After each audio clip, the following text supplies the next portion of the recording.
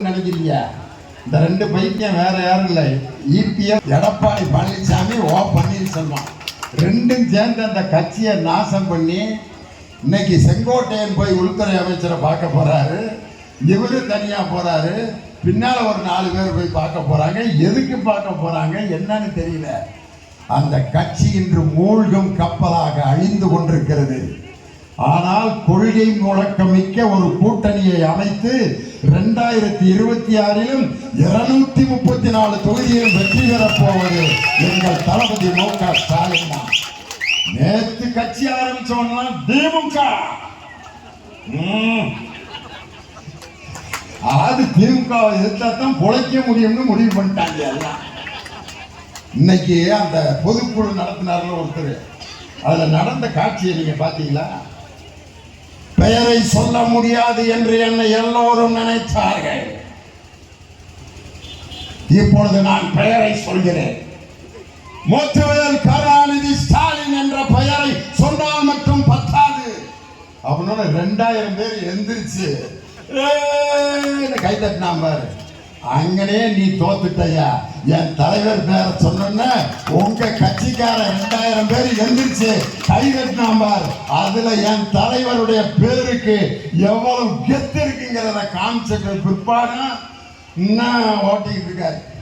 அவருக்கு நான் ஒரு சின்ன சம்பவம் சொல்றேன். ஒரு நரி காலையில் அப்படி நின்றுட்டு இருந்திருக்கு, சூரியன் பின்னால இருந்திருக்கு. அந்த நரி பின்னால நிழலை பார்த்தா நீளமான நிழல்.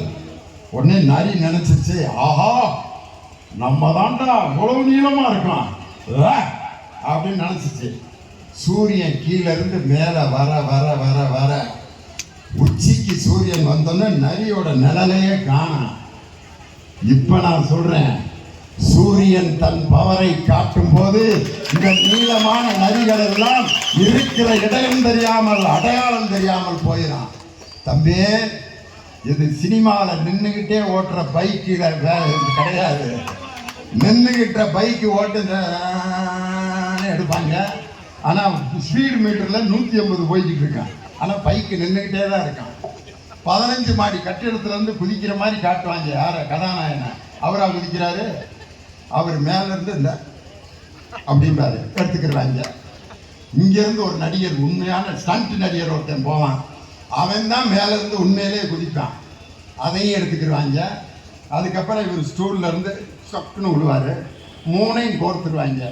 அவர் குதிக்கிற மாதிரியே இருக்கும். ஆனால் உண்மையிலே குதிச்சவனுக்கு சினிமாவில் என்ன பேர் தெரியுமா? டூப்பு. அவனாடா டூப்பு, அவனா டூப்பு, அவன் தாண்டா ஒரிஜினலு, நீங்க தாண்டா டூப்பு. இன்னைக்கு அந்த அட்டை கத்தி டம்மி துப்பாக்கிகள் எல்லாம் எங்கள் திராவிட முன்னேற்ற கழகத்தின் கொள்கைகளுக்கு முன்னால் எரிந்து சாம்பலாக. திராவிட முன்னேற்ற கழகத்தை எதிர்த்து மோதி அந்த பாறையின் மீது மோதியவர்கள் தான் சிதறுண்டு போவார்கள். இன்று மும்மொழி கொள்கையை எதிர்த்து தமிழ் மொழியை பாதுகாக்கவும், நாட்டிலே இருக்கும் பெண்களுக்கு கல்வி, செல்வம், வீரம் என்று சரஸ்வதி, லட்சுமி, பார்வதி என்ற அந்த 3 கடவுள்களையும் இந்த மண்ணிலே உருவாக்குகின்ற தலைவர் நம் தளபதியார். அதுபோல தொகுதி சீரமைப்பு என்று 8 MP தொகுதிகளை மக்கள் தொகையின் அடிப்படையில் பறிக்க நினைக்கின்ற மத்திய அரசை எதிர்த்து இந்திய முதலமைச்சர்கள் அனைவரையும் ஒருங்கிணைத்து போராடுகின்ற உள்ள ஒரே தலைவர் நம் தளபதி மு.க. ஸ்டாலின் என்ற தலைவர். அவர் 2026 மீண்டும் முதலமைச்சர் ஆவார். 2026 ஆகஸ்ட் 15 அன்று அந்த சுதந்திர தினத்திலும் சென்னை கோட்டையிலே கொடியேற்ற போவது என் தலைவர் தளபதி மு.க. ஸ்டாலின் என்று சொல்லி, எடப்பாடி பழனிசாமி அதே 2026 சுதந்திர தினத்து அன்னைக்கு எங்க கொடி ஏற்றுவார்னா, சிலுவம்பாளையத்தில் அவர் வீட்டு முன்னால ஒரு கொடி மரத்தை ஊனி அவரா ஏற்றி அட்டேன் பாடிட்டு வீட்டில் போய் கஞ்சியை குடிக்க வேண்டியதான். இன்னும் மோடி ஏதாவது ஏட்டி பூட்டி பண்ணார்னா, சேலம் ஜெயிலில் கைதி நம்பர் 7, 8, 9 பழனிசாமி இப்பொழுது கொடியேற்றுவார்னு கட்டம் போட்ட டவுசர் போட்டு சேலம் சிறையில் வேண்டுமானால் நீங்கள் கொடியேற்றலாம், ஆனால் சென்னை கோட்டையில் 2026 கொடியேற்ற போவது என் தலைவர் மு.க. ஸ்டாலின். பாதகம் செய்பவரை கண்டால் நாம் பயம் கொள்ளலாகாது பாப்பா. மோதி மிதித்து விடு பாப்பா, அவர் முகத்தில் உமிழ்ந்து விடு பாப்பா.